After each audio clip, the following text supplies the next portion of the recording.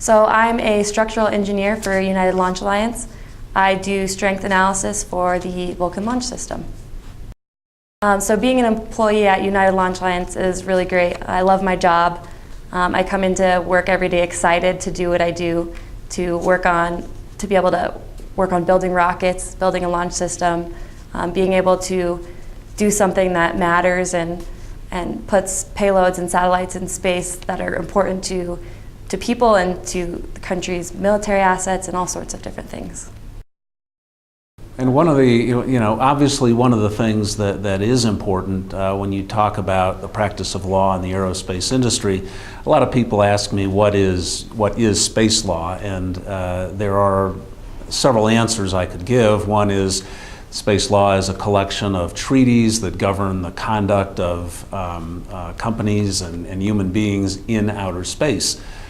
Because one of the fundamental principles of the Outer Space Treaty, for example, is that no one owns outer space.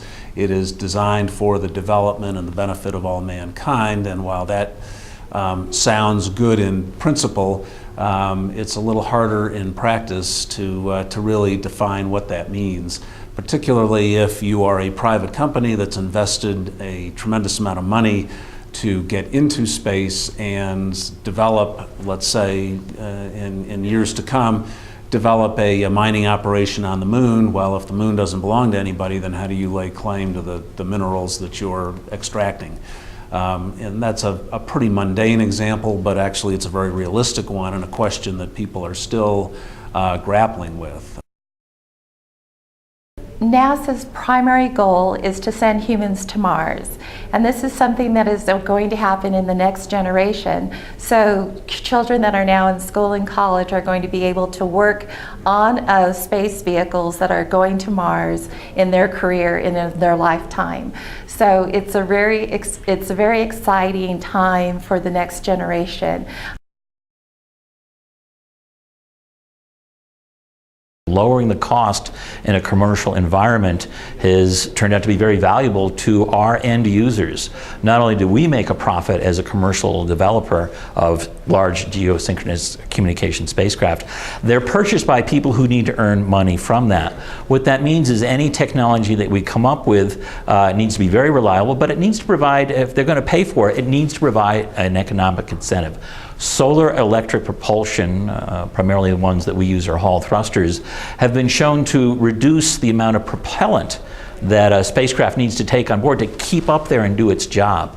This started out about a decade ago with very low thrust, Russian-made thrusters that would allow us to keep the spacecraft in one place. As a spacecraft is in orbit around the planet, small interactions from the moon, from the sun, small disturbances will push it away, and so we need to do what's called station keeping. It turns out that solar electric propulsion, because it's a very low, gentle thrust, and using xenon, does that very efficiently. And so instead of maybe carrying a couple hundred kilograms of fuel to keep that spacecraft in place, maybe now we can cut that in a fraction. And if you can cut that mass down, you don't have to put it on the launch vehicle, you don't have to put it up into space, and you end up saving money. But you do have to buy that new system, that electric propulsion. So it needs to be economical, and there has to be no chance that it's going to work. We've been successful in doing that over 10 years, and now we're ready to introduce our second generation, a 3 times more powerful ion engine that is capable of not just keeping the spacecraft in place, but actually moving it around a little bit, doing orbit raising. So now we can look at that capability and say, what if all you want to do is do transportation? And so our work recently has been taking the capability that the commercial world has perfected for low-cost station keeping and now orbit raising, and let's say all we want to do is use that for transportation, not the transportation up into deep space, but to move around the solar system. And that's the work that we've been recently doing. Go ahead. Is we're preserving the history of the earliest Mars mission, which was the Viking mission. And we're also comparing that to the missions that have happened subsequent to them and talking about how that journey through technology and peer-to-peer influence has changed the cultural, economic, scientific, and technological basis of every country in the world. So dust is a major issue on Moon and Mars. It gets on solar rays, radiators, spacesuit material. It gets on visors and scratches it. It is very abrasive and very fine and hard to get rid of. NASA has invented some technology called the electrodynamic dust shield, and essentially it creates an electric shield that repulses the dust off of planetary surface systems.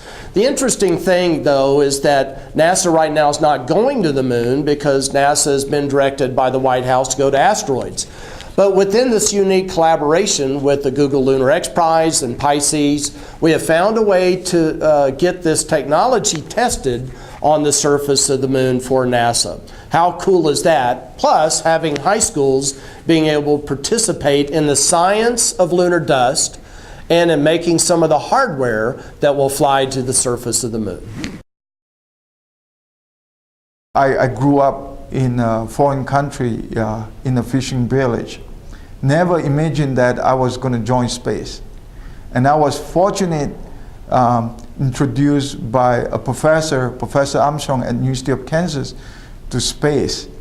And since I joined space, I found that there's so many things, challenging, interesting things to do. And once I joined that, I never looked back.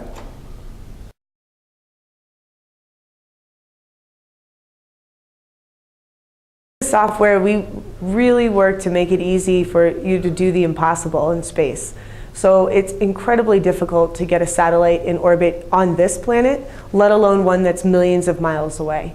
So the software allows you to plan ahead of time and actually see it and visualize it, because it has 3D visualization as well. So you can actually see what's happening and do the calculations at the same time. So if you wanted to send a satellite into the geosynchronous orbit, you would have to navigate through a lot of the space debris that surrounds our planet now, which is a lot of dead satellites and rockets and payloads that you have to get through to get safely to your orbit. So you can plan all of that within our software to make it a safe journey for your satellite. One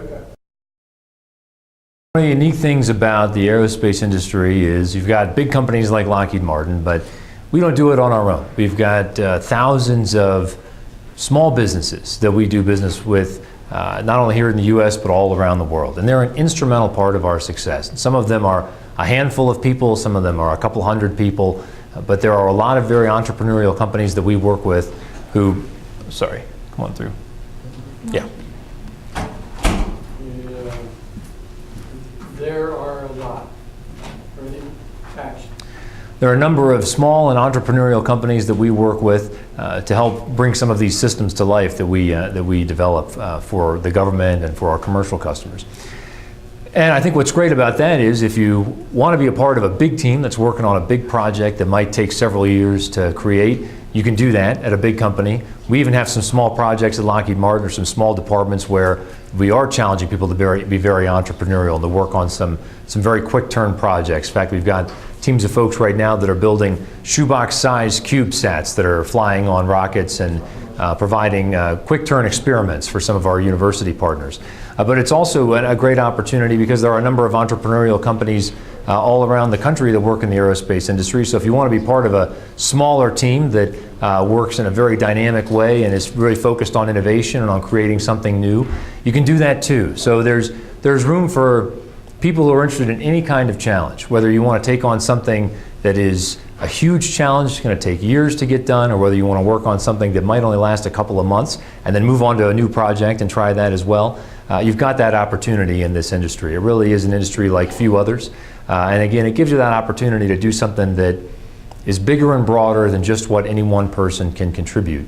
But there certainly is a chance for anybody who is in school right now to go and get interested in those science, technology, engineering, and math fields, to go and get into the right classes, to roll up your sleeves and get the hard work done. And I know it's tough, but it is worth it because there are a few other places where you get a chance to make this kind of contribution, where you get a chance to truly take on these impossible challenges, and where you've got this much opportunity because there are a tremendous array of different jobs you could take in the engineering field, especially in the aerospace industry.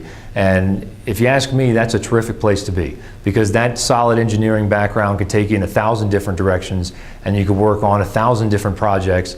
And just do just about anything you can imagine with that kind of background. So it's definitely something that we are working very hard to encourage students all over the country to go and do. There's a definite need for engineering students. They're going to be in demand, not just now, but in the years to come. And it's something this country needs. It's something this country needs to drive economic growth and stability, and also to keep us on the forefront of innovation into the future. So I certainly encourage it. It's a terrific field to be in. There's endless opportunity, and you get to do some things that are so amazing, you won't even be able to believe it. In fact, it's hard for me to fathom what the students of today are going to be working on 15 or 20 years from now when they really get into this industry and start making the contribution that I know they can make. So that's a tremendous thing to look forward to and a great thing to be a part of one day. So if you're an explorer, we're working on making space part of your playground. You can explore space. It's going to be very accessible in the future, and you'll see that just as you can go out into the woods or into the ocean and discover and learn more from these environments, space will become that accessible. So that's why a career in space-related sciences and engineering is great. So one really critical example of teamwork that we have to do is when there's a debris that comes near the ISS. We have to get the station out of the way. The military monitors and tracks all the debris in space for us.